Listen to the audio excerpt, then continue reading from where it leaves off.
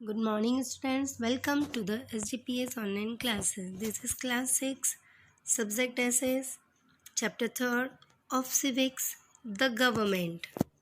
The government यानी कि सरकार। इस चैप्टर में हम गवर्नमेंट के बारे में पढ़ेंगे। ये तो हम बात कर रहे थे सरकार की, लेकिन सरकार के कार्यों में हमारी क्या भूमिका है ये हम देखते हैं।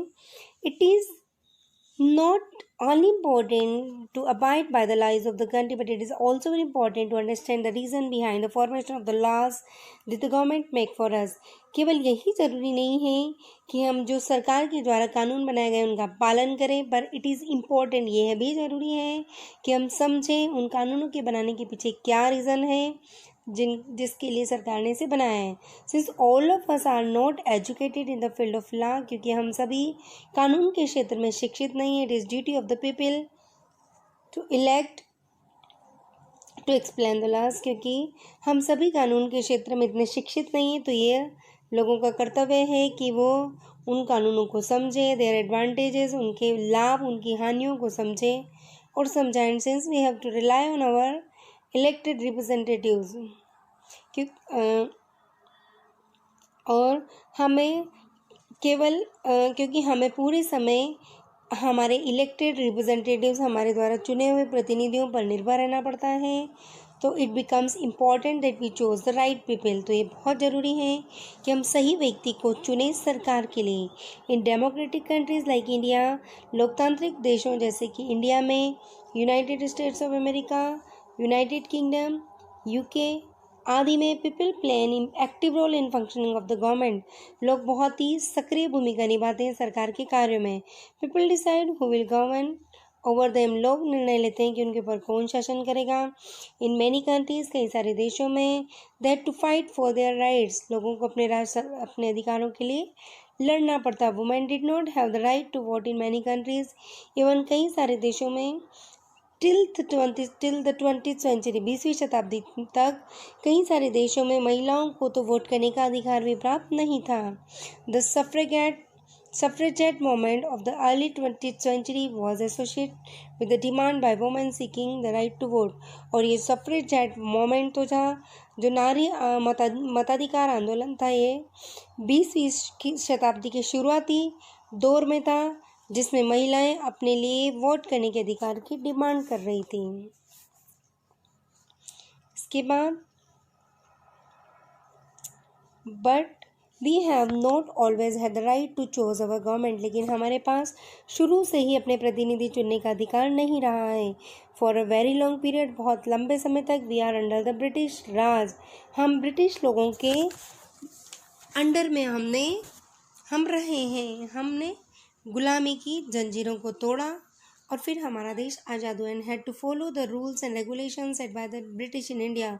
और जब हम ब्रिटिश राज के अंतर्गत थे, तब हमें ब्रिटिश गवर्नमेंट के द्वारा जितने भी रूल्स और रेगुलेशंस, कानून नियम लागू किए जाते थे, उन्हें फॉलो करना पड़ता था। इनिशियली, शुरुआत में, only the British had the right to make laws for India. शुरुआत में केवल जो ब्रिटिश लोग थे उन्हें ही हमारे देश के लिए कानून बनाने का अधिकार था। But after struggling for many years, लेकिन कई वर्षों के संघर्ष के बाद, a few were given the right to vote, कुछ लोगों को राइट टू वोट, मत देने का अधिकार दिया गया। But the common person had no such right, केवल कुछ ही लोग ब्रिटिश रूल के टाइम लॉज बनाने में अपनी राय दे सकते थे, लेकिन कॉमन पर्सन को कोई राइट नहीं था।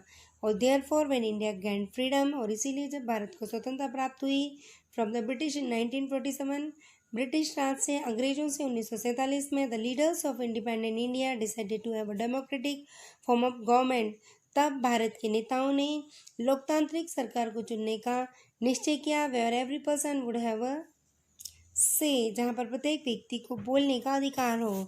Our country exercises universal adult franchise, where every person of the age of 18 and above has a right to vote in respective of caste, creed, color, gender and social status। हमारा देश UAF यानी कि universal adult franchise वयस्क मताधिकार को follow करता है, जिसके अनुसार प्रत्येक व्यक्ति जो कि 18 वर्ष या उससे अधिक आयु का है, उसे वोट देने का अधिकार है, चाहे वो किसी भी जाति, वर्ग, रंग या सामाजिक स्तर या लिंग का हो, उसे वोट देने का अधिकार। तो आई होप आपको ये चैप्टर समझ में आया होगा। इस चैप्टर में हमने फंक्शंस ऑफ गवर्नमेंट, सरकार के कार्य, ऑर्गन्स ऑफ गवर्नमेंट, सरकार के अंग जो कि एग्जीक्यूटिव, लेजिस्लेटिव और जुडिशरी थे। उसके बाद हमने टाइप्स ऑफ गवर्नमेंट, सरकार के प्रकार जो मेनली डेमोक्रेटिक और ऑथोरिटेरियन थे। डेमोक्रेटिक गवर्नमेंट के पार्ट थे पार्लियामेंट्री, प्रेसिडेंशियल और कॉन्स्टिट्यूशनल मोनार्की।